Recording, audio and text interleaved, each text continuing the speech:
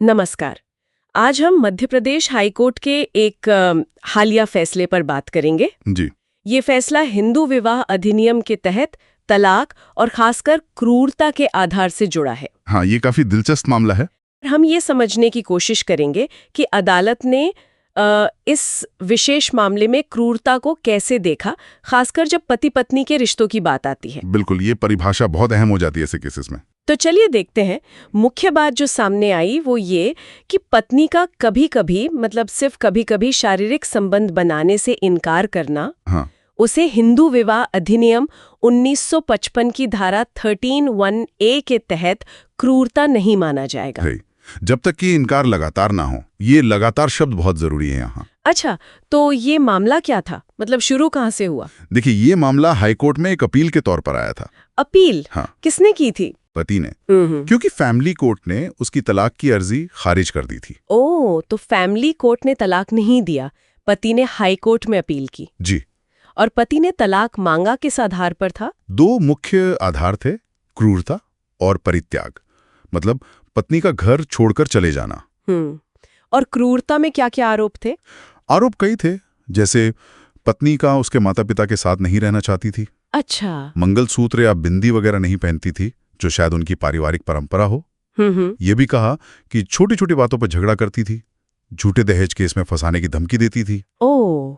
और सहवास से इनकार करने का भी आरोप था। और परित्याग वाला पॉइंट, वो घर छोड़ के चली गई थी? हाँ, पति का कहना था कि वो पिछले साल मार्च में बच्चों और सामान के साथ अपना वैवाहिक घर छोड़कर चली गई थी। और पत्नी का क्या कहना था? उसने कुछ शर्तें रखी थी वापस आने की?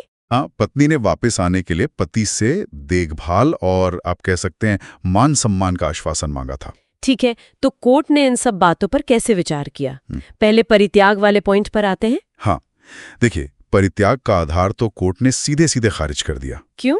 क्योंकि कानूनन एक शर्त होती है, तलाक की याचिका दायर करने से ठीक पहले पति पत्नी का कम से कम 2 साल तक लगातार अलग रहना जरूरी है। अच्छा, 2 साल का पीरियड? जी। और इस केस में ये 2 साल पूरे नहीं हुए थे, तो परित्याग का दावा तो वहीं खत्म हो गया। समझ गई। तो फिर फोकस आ गया क्रूरता वाले पहलू पर।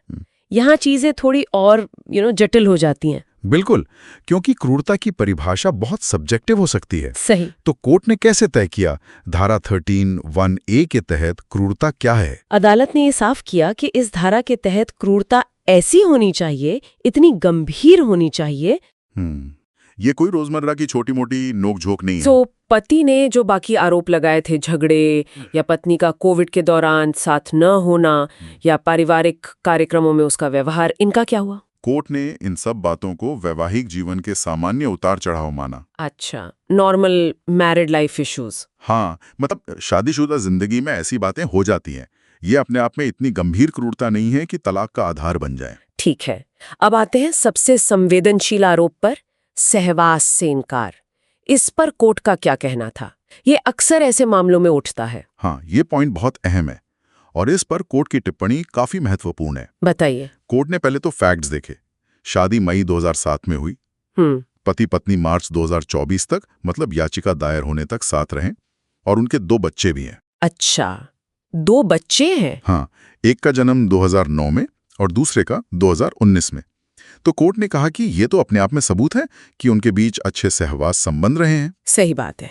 फिर कोर्ट ने आगे कहा, और ये बहुत जरूरी है, कि वैवाहिक जीवन के सामान्य उतार चढ़ाव में वैवाहिक दायित्व निभाने से कभी-कभी इनकार करना मानसिक क्रूरता के पर्याप्त नहीं है। कभी-कभी इनकार करना काफी नहीं है। बिल्कुल।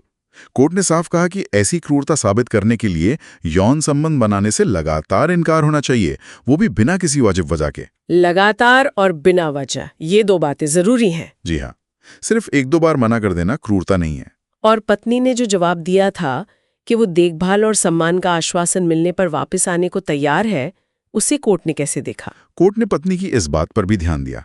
अदालत ने माना कि पत्नी की ऐसी उम्मीदें रखना कि उसे उचित देखभाल और निष्ठा मिले, ये वाजिब है। ये कोई क्रूरता नहीं है पत्नी की तरफ से, ये एक सामान्य अपेक्षा है। और एक और बात थी शायद, सुलह की कोशिश के बारे में। हाँ, ये भी एक दिलचस्प पॉइंट था।